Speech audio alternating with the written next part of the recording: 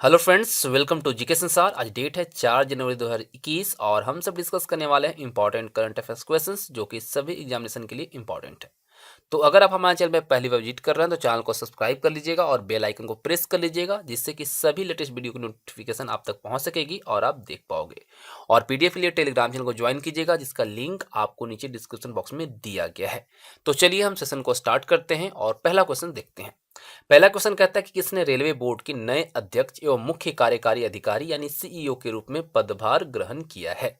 सुनीत शर्मा, राजीव चौधरी, दिनेश शर्मा या फिर विनोद कुमार यादव। अभी हाल ही में नए अध्यक्ष और मुख्य कार्यकारी अधिकारी के तौर पे पदभार ग्रहण किया है रेलवे बोर्ड का, वह कौन है? तो इसका सही आंसर जो होगा वो होगा सुनीत शर्मा। याद रखिएगा, सुनीत शर्मा ने रेलवे बोर्ड के नए अध्यक्ष एवं मुख्य कार्यकारी अधिकारी यानी सीईओ के रूप में पदभार ग्रहण कर लिया है। और इससे पहले वह पूर्वी रेलवे के महाप्रबंधक यानी कि जनरल मैनेजर के रूप में कार्यरत थे।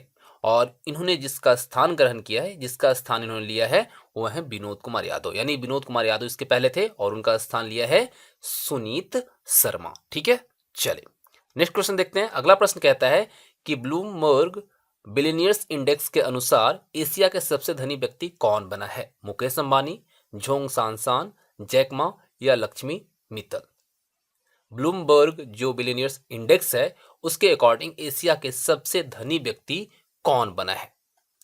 तो आप सबको पता है कि एशिया के सबसे धनी व्यक्ति जो थे वो मुकेश अंबानी थे, लेकिन हाल में जो इंडेक्स आया है उसके अकॉर्डिंग झोंग सांसान जो हैं एशिया के सबसे धनी व्यक्ति बन गए हैं। और ये कहाँ के रहने वाले हैं? चीन के हैं। और आपको मैं बता दूं कि चीन की सबसे बड़ी पे कंपनी जो है नोंगफू स्प्रिंग, उसके संस्थापक और अध्यक्ष हैं। और ये जो नोंगफू स्प्रिंग कंपनी है, ये बोतल बंद पानी प्रदान करती है। और जो ब्लूमबर्ग बिलियनियर्स इंडेक्स जो जारी किया गया, इसमें 500 सबसे धनी लोगों की सूची जारी की गई है। और इस सूचकांक के अनुसार जो है एशिया के सबसे धनी व्यक्ति बन गए हैं झोंग सांसान, और दूसरे स्थान पे हैं मुकेश अंबानी। और अगर हम पूरे विश्व की बात करें तो पहले स्थान पे जो है अमेजोन के संस्थापक जेफ बेजोस हैं, दुनिया के सबसे अमीर व्यक्ति। दूसरे स्थान पे हैं टेस्ला और स्पेस एक्स के एलन मस्क। और तीसरे स्थान पे है माइक्रोसॉफ्ट के संस्थापक बिल गेट्स। अब देखिए, मैं आपको बता दूं, इस सूचकांक की जो शुरुआत हुई थी, इस इंडेक्स की जो शुरुआत की गई थी, वह 2012 में किया गया था। ठीक है, और उस वक्त इसमें सिर्फ 20 सबसे अमीर व्यक्तियों की रैंकिंग जो थी उसको ट्रैक किया जाता था। लेकिन अब इसमें दुनिया के 500 सबसे अमीर लोगों को ट्रैक किया जाता है। ठीक है, तो यहाँ पे सही आंसर रहेगा ऑप्शन बी। अगला प्रश्न देखिए, भारत के सबसे युवा मेयर कौन है? अब देखिए, बहुत ही इंपॉर्टेंट प्रश्न है कि इस तरह के प्रश्न आपको बहुत बार एग्जामिनेशन में देखने को मिल जाता है। पहली बार जो होता है, घटित होता है वैसे क्वेश्चंस। तो यहाँ पे अगर हम देखें, भारत की सबसे युवा मेयर जो बनी है वो बनी है आर्या राजेंद्रन। ठीक है, केरल की आर्या राजेंद्रन भारत की सबसे युवा मेयर बन गई हैं। और इनकी उम्र की अगर हम बात करते हैं तो सिर्फ 21 वर्ष की ये हैं। ठीक है, और यह तिरुवनंतपुरम शहर की मेयर के रूप में शपथ इन्होंने लिया है। अगर हम कुछ पॉइंट की यहाँ पे बात करते हैं तो आर्या राजेंद्रन सीपीएम के नेतृत्व वाले लेफ्ट डेमोक्रेटिक फ्रंट से संबंधित हैं। और ये जो बनी है कहाँ की? तिरुवनंतपुरम शहर का मेयर बनी है। और 100 सदस्यीय परिषद में जो कुल 98 मत जो पड़े थे, उसमें से इन्होंने 54 वोट हासिल किए हैं। और आपको मैं बता दूं कि इन्होंने अपने प्रतिद्वंदी को 549 मतों से हराया था। और तिरुवनंतपुरम के ऑल सेंट्स कॉलेज में बीएससी मैथ द्वितीय वर्ष की ये छात्रा हैं। अगर हम बात करते हैं यहाँ की कुछ चीज़ों के बारे में, तो यह बच्चों का एक बाल संगम का संगठन है जिसमें लगभग 10 लाख सदस्य हैं।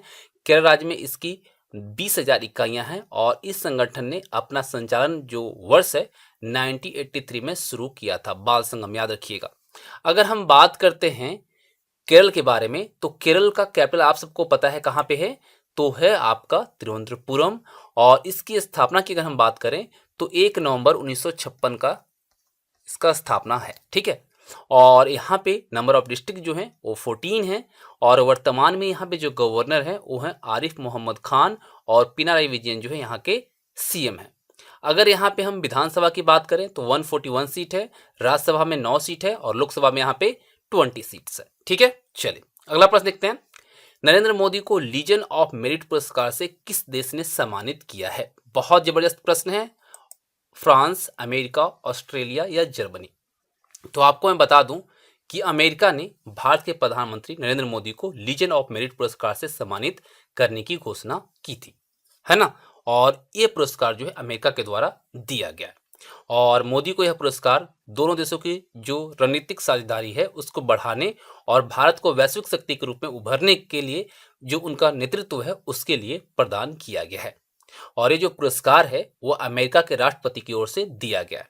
आपको मैं बता दूं कि अमेरिका में भारतीय राजदूत जो है तरनजीत सिंह संधू, याद रखिएगा, हमारे देश की तरफ से जो नेतृत्व करते हैं एज ए राजदूत अमेरिका में, वो कौन है? तरनजीत सिंह संधू। और इन्होंने ही प्रधानमंत्री मोदी की ओर से यह पुरस्कार व्हाइट हाउस से प्राप्त किया है। हमारे देश के प्रधानमंत्री नरेंद्र मोदी के अलावे ऑस्ट्रेलिया के प्रधानमंत्री स्कॉट मॉरिसन और जापान के पूर्व प्रधानमंत्री शिंजो आबे को भी लीजन ऑफ मेरिट पुरस्कार से सम्मानित किया गया है। और आपको जैसा कि पता है कि पिछले कुछ समय से, और अगर देखा जाए तो भारत, जापान और ऑस्ट्रेलिया के जो संबंध है वो अमेरिका से काफ़ी मधुर बने हैं और इन देशों के बीच सहयोग जो है उसमें काफ़ी वृद्धि हुई है। और इसी की वजह से इन तीनों देशों को यहाँ से बहुत सारे चीज़ों में एक्सपोर्ट करने का भी मौका मिला और ये लीजन ऑफ मेरिट पुरस्कार से भी सम्मानित किया गया। और अगर हम बात करते हैं 2014 के बाद प्रधानमंत्री मोदी को प्रदान किए गए जो वैश्विक पुरस्कार है उसके बारे में, तो बहुत ही महत्वपूर्ण हो जाता है हमारे परीक्षाओं की दृष्टि से।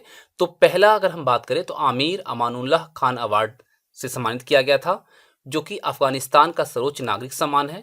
ऑर्डर ऑफ किंग अब्दुल अजीज सास से इनको सम्मानित किया गया था, जो कि सऊदी अरब का सर्वोच्च नागरिक सम्मान है।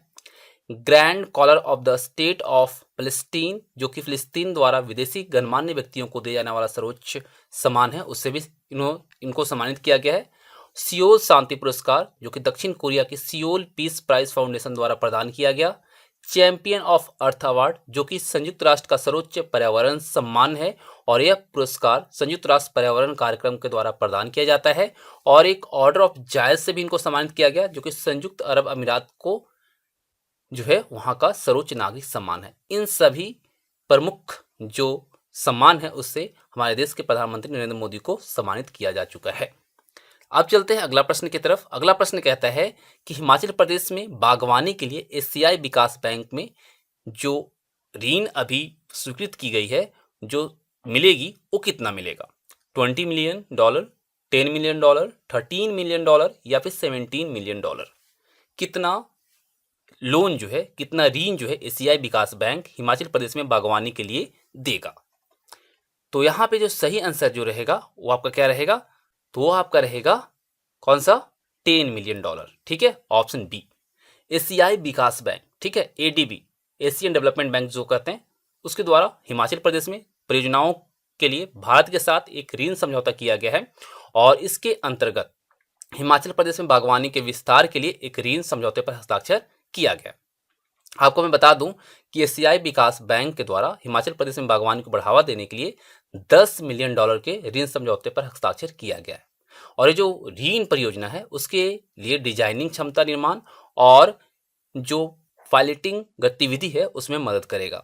इसका मेन मोटिव है हिमाचल प्रदेश में बागवानी उत्पादन और कृषि घरेलू आय का विस्तार करना।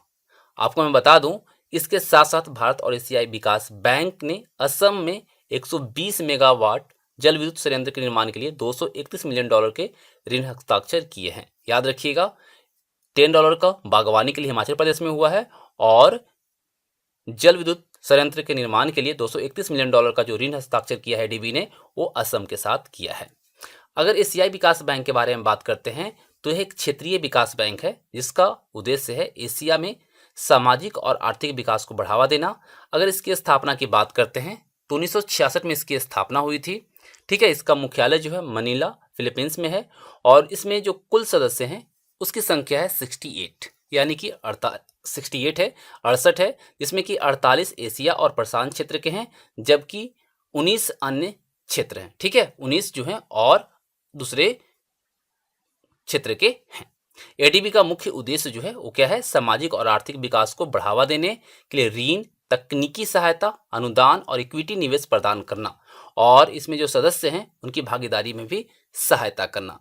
अगर हम एडीबी की बात करते हैं तो एडीबी के जो वर्तमान में अध्यक्ष हैं वो जापान के हैं और उनका क्या नाम है, मात्सुगु असाकावा। अगर हम यहाँ पे थोड़ी चीज़ें और देख लेते हैं जैसे कि हिमाचल प्रदेश के बारे में, तो हिमाचल प्रदेश जो है इसका कैपिटल है शिमला और दूसरी कैपिटल जो है वो है धर्मशाला। सबसे बड़ा शहर है शिमला और सबसे बड़ी बात जो है याद रखिएगा, इसका गठन जो हुआ था वह 25 जनवरी 1971 को हुआ था और यहाँ पे वर्तमान में जो राज्यपाल हैं वो बंडारू दत्तात्रेय हैं और मुख्यमंत्री हैं जयराम ठाकुर। और अभी एनटीपीसी में देखा जाए तो बहुत सारे क्वेश्चंस पूछ रहे हैं जैसे कि विधानसभा में कितनी सीटें हैं, राज्यसभा में सीटें कितनी हैं। तो विधानसभा में सीटें जो हिमाचल प्रदेश में है वो 68 है और राज्यसभा में 3 है और लोकसभा में 4 है। ठीक है, तो याद रखिएगा ये बहुत इंपॉर्टेंट है। और इस तरह से जो इंपॉर्टेंट क्वेश्चंस थे 4 जनवरी 2021 से लेकर उन क्वेश्चंस को यहाँ पे हमने देने की कोशिश की है। तो आपको कैसा लगा आप हमें कमेंट बॉक्स में जरूर बताइएगा और पीडीएफ के लिए टेलीग्राम चैनल को ज्वाइन कीजिएगा जिसका लिंक आपको नीचे डिस्क्रिप्शन बॉक्स में दिया गया है। और अगर आपने अभी तक हमारे चैनल को सब्सक्राइब नहीं किया तो सब्सक्राइब करने के साथ साथ बेल आइकन को प्रेस कर लीजिएगा। Thanks for watching, have a nice day.